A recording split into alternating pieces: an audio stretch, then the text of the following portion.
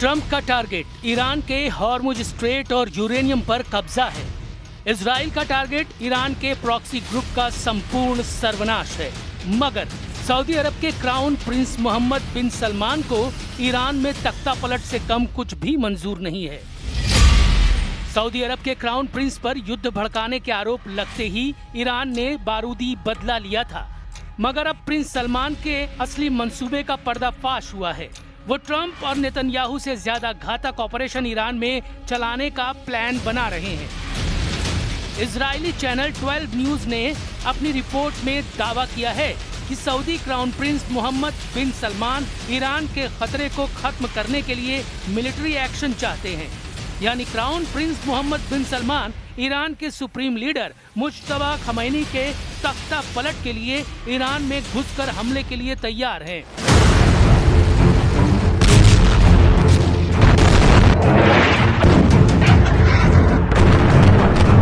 Iran के अंदर ground operation के सारे जोखिम को जानते हुए भी क्राउन प्रिंस इसकी सख्त जरूरत मान रहे हैं। लेकिन ट्रंप फिलहाल ईरान में घुसकर हमले के लिए तैयार नहीं। इजराइल ने भी मिलिट्री ऑपरेशन से दूरी बना रखी है।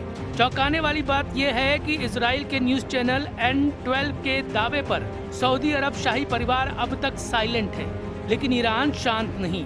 ईरान सभी फ्रंट पर बराबर एक्टिव है।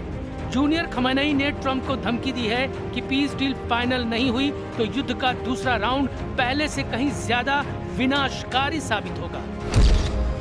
पोर्ट का बदला पोर्ट, ऑयल टैंकर का बदला ऑयल टैंकर, बारूदी सुरंग का बदला जंगी बेड़ा।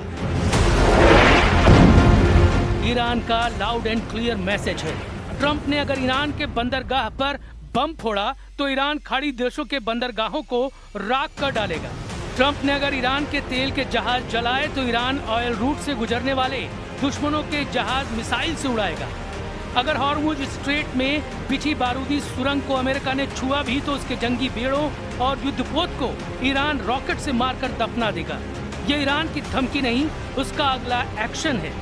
अमेरिकी सेंट्रल कमांड के 15 जंगी जहाजों की घेरेबंदी के बाद से ईरान बौखलाया हुआ है। Iran second round piece talk से पहले प्रेशर बढ़ा रहा है। वहीं ईरान के खिलाफ ट्रंप ने ऑपरेशन स्ट्रेट शील्ड शुरू कर दिया है।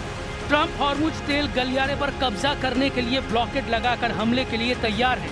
ट्रंप ने जेडी वेंस से ईरान को मैसेज दिलवाया है कि अब ईरान का कोई भी तेल का जहाज समुद्र में सलामत नहीं है। They basically threatened any ship that's moving through the Straits of Hormuz.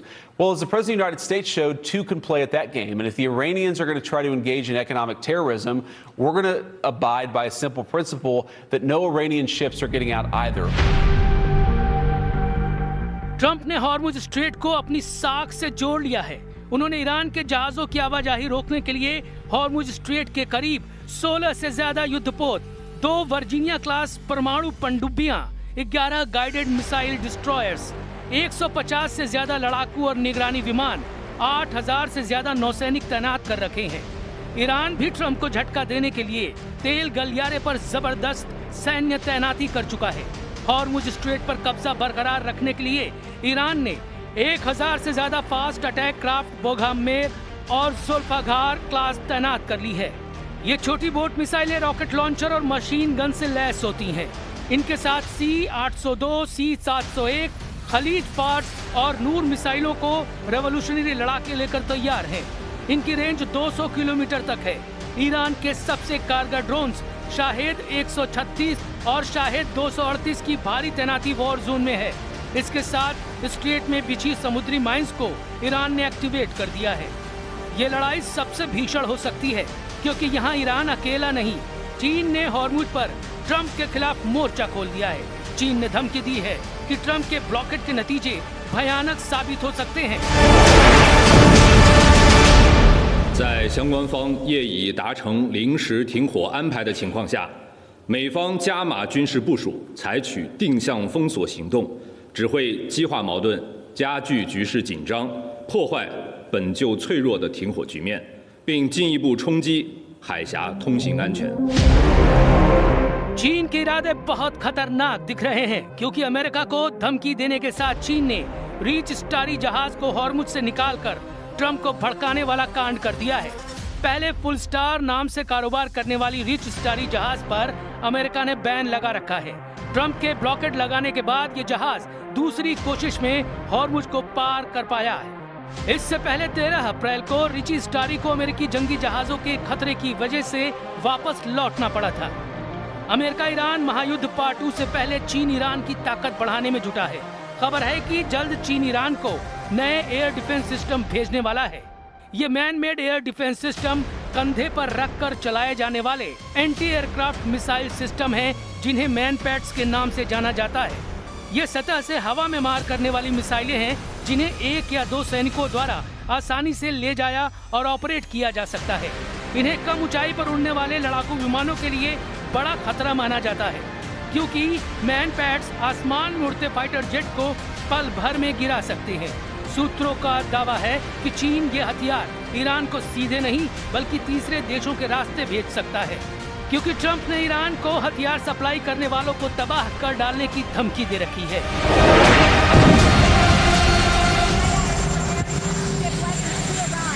Well, if China does that, China's going to have big problems, okay?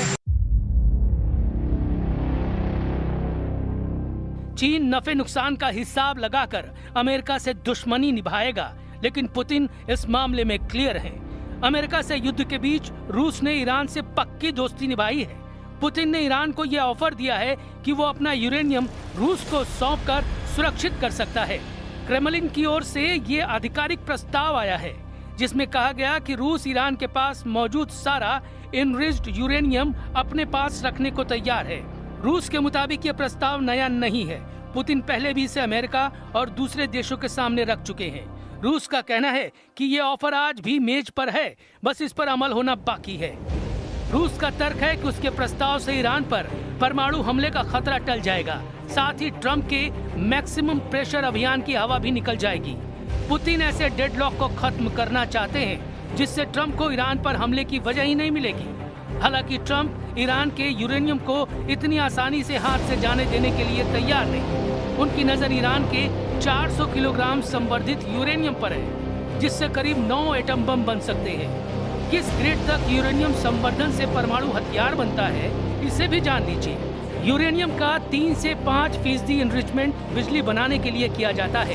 20% तक यूरेनियम एनरिचमेंट रिसर्च और स्पेशल यूज के लिए होता है।